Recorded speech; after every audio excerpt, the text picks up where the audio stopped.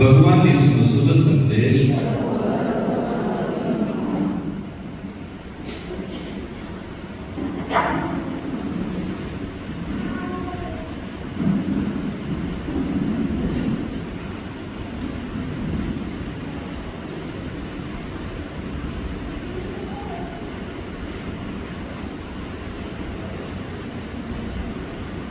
સંત યોહાનના શુભ સંદેશમાંથી પાઠ.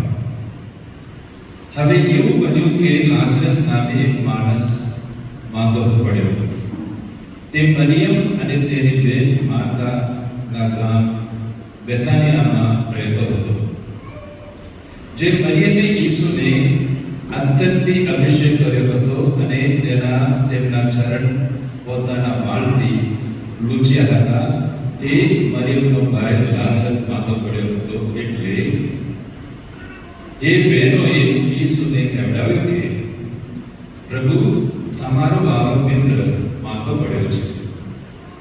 આ સાંભળીને ઈસુ બોલ્યા, આ માંદગી મોત નિપજાવવા નથી આવી, પણ ઈશ્વર મહિમા કરવા આવી છે. એને લીધે ઈશ્વરના પુત્રનો મહિમા થાય એ માટે આવી છે. ઈસુને માર્તા અને તેની બેન તેમજ લાઝરસ ઉપર પ્રેમ હતો. તે માંદો છે એમ જાણ્યા પછી પણ પોતે જ્યાં હતા ત્યાં જ વધુ 2 દિવસ રોકાયા.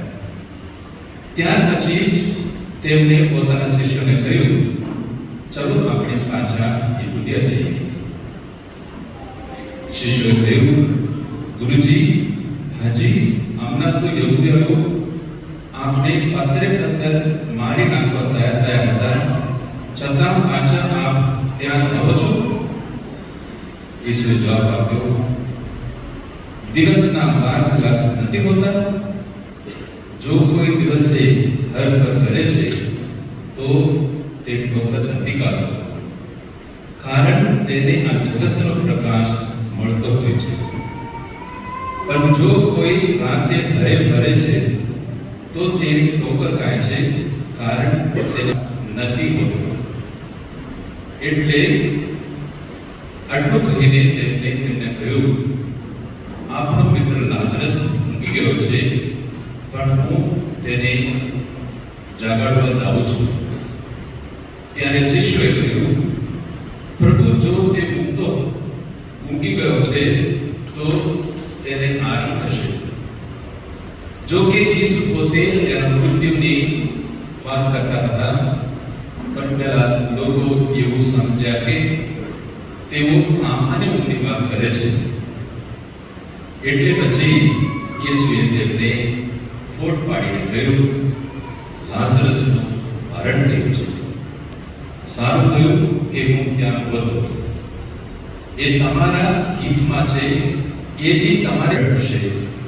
પણ હવે ચાલો આપણે તેની પાસે પહોંચી જઈએ.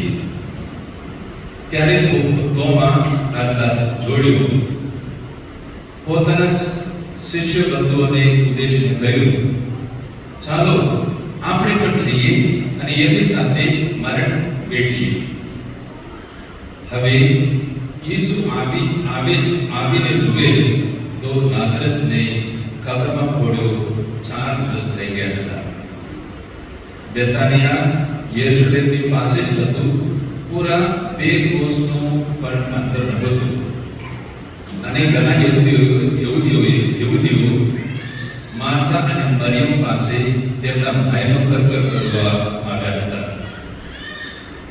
ઈસુ આવે છે એવું સાંભળતા જ માર્તા તેમની સામે મળવા ગઈ અને મરિયમ ઘર બેસી રહી.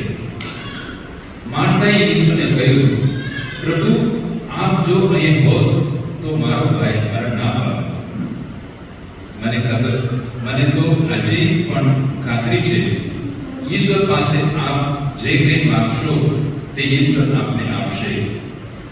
ઈસુએ તેને કહ્યું, તારો ભાઈ પાછો સજીવન થશે.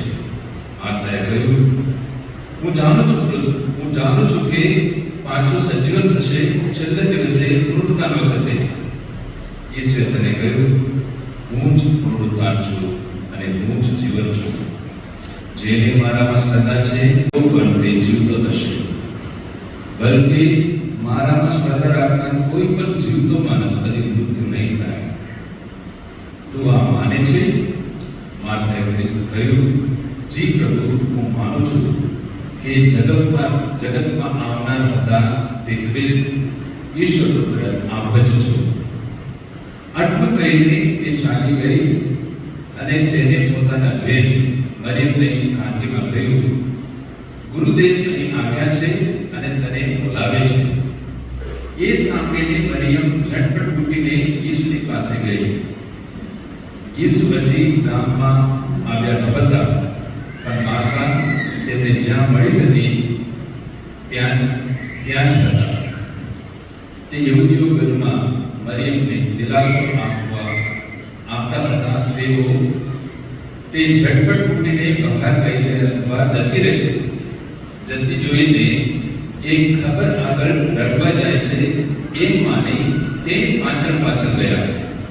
મરિયમ ઈસુ જ્યાં હતા ત્યાં આવી અને તેમને જોતા જ તેમને પગે પડીને કહેવા લાગી, ગુરુદેવ, આપ જો અહીંયા હોત તો મારો ભાઈ મરી ગયો ન હોત.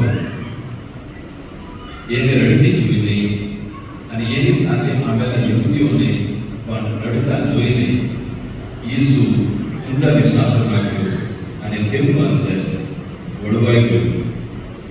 તેઓ બોલ્યા, એને ક્યાં દફનાવ્યો છે? તે લોકોએ કહ્યું, ગુરુદેવ, આવીને જુઓ.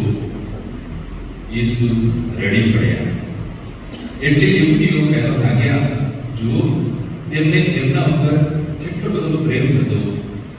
પણ તેઓ મારા કેટલાક પર બોલ્યા, જેને આગ લાણે દત્તો કર્યો તે આ માણસને મરતો ના બચાવી શકે. ઈસુ ફરી ઊંડો નિશ્વાસ નાખીને કબર આગળ ગયા. એક ગુફા હતી અને તેના ઉપર શિલા નાખેલી હતી. ઈસુએ કહ્યું, શિલા હટાવી લો. મરેલા માણસની બેન માતાએ કહ્યું, ગુરુદેવ, હવે તો લાશ ગંધાઈ ઊંચી હશે, કારણ આજે તો 4થો દિવસ થયો. ઈસુ તેને કહ્યું, મેં તને કહ્યું નહોતું કે તું શ્રદ્ધા રાખીશ તો ઈશ્વર મહિમા જોવા પામીશ? એટલે તે લોકોએ શિલા હટાવી દીધી. પછી ઈસુએ ઊંચું જોઈને કહ્યું, હે પિતા, હું તારો આભાર માનું છું કે તે મારી પ્રાર્થના સાંભળી છે. મને ખબર હતી કે તું હંમેશા મારી પ્રાર્થના સાંભળે છે, પણ આ તો હું આસપાસ ઉભેલા લોકોને અર્થે કહું છું કે જેથી એમને વિશ્વાસ બેસે કે તે મને મોકલ્યો છે. આટલું બોલીને તેમને મોટે અવાજે બૂમ પાડી, લાઝરસ બહાર આવ. મરેલો લાઝરસ બહાર આવ્યો. તેને હાથે પગે પટ્ટા બાંધેલા હતા અને તેના મોઢા ઉપર રૂમાલ વીંટાળેલો હતો. ઈસુએ લોકોને કહ્યું, તેને છોડી નાખો અને જવા દો. ઈસુએ જે કર્યું હતું તે જોઈને મરિયમને મળવા આવેલા યહૂદીઓમાંના ઘણાની એમના ઉપર શ્રદ્ધા બેઠી.